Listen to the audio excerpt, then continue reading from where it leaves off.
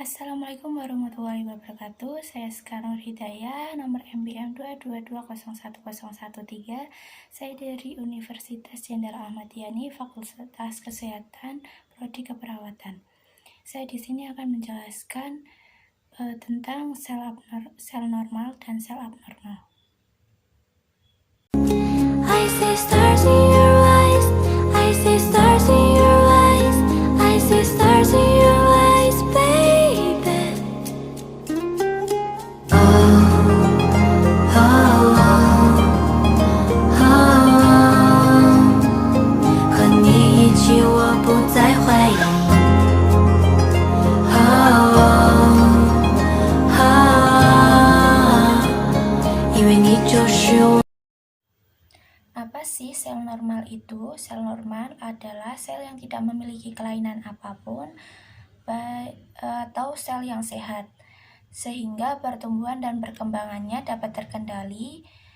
Mereka memiliki bentuk dan ukuran yang telah ditentukan sebelumnya. Sel normal akan berhenti membelah ketika keberadaannya dirasa sudah cukup dan akan mengalami pembelahan jika dirinya mati atau rusak.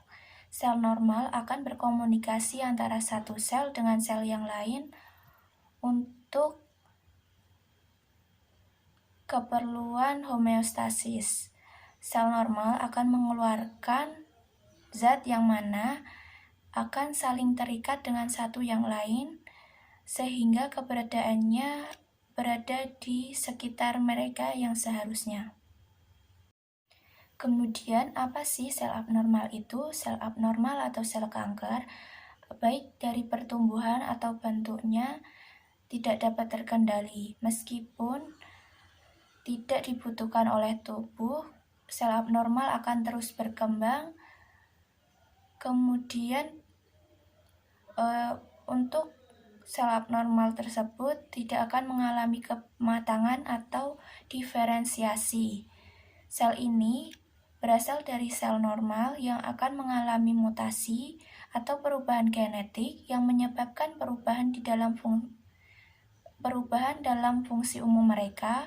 Sel abnormal tidak dapat berkomunikasi antara satu sel dengan sel yang lain.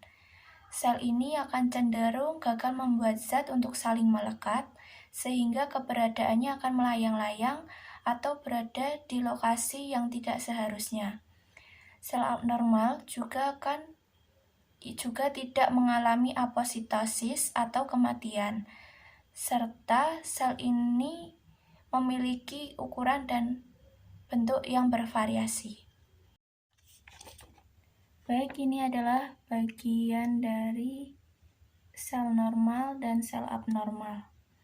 Sel normal memiliki sitoplasma yang besar yang guna untuk transport zat dari luar sel ke inti sel, kemudian memiliki nukleus yang berbentuk bulat, gunanya untuk menyimpan materi genetik dan mengontrol pertumbuhan sel. Kemudian memiliki satu nukleus yang dimana untuk mensintesiskan ribosom guna untuk melakukan aktivitas di seluruh sel. Kemudian memiliki kromatin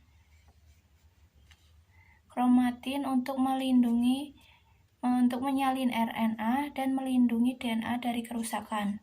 Kemudian ini bagian sel dari abnormal. Sel abnormal memiliki sitoplasma yang sangat kecil dan bentuk nukleolus yang tidak beraturan. Kemudian memiliki nukleus yang banyak, ini 1, 2, 3, dan sel normal memiliki satu nukleus, dan memiliki kromatin yang kasar. Seperti pada gambar ini merupakan sel normal dan ini sel abnormal. Sel normal memiliki bentuk yang beraturan, sedangkan sel abnormal memiliki bentuk yang tidak beraturan dan keberadaannya menyebar kemana-mana. Bisa masuk ke kelenjar getah bening, ke pembuluh darah, dan bagian-bagian yang lain. Sekian penjelasan tentang sel normal dan sel abnormal. Kurang lebihnya saya mohon maaf. Wassalamualaikum warahmatullahi wabarakatuh.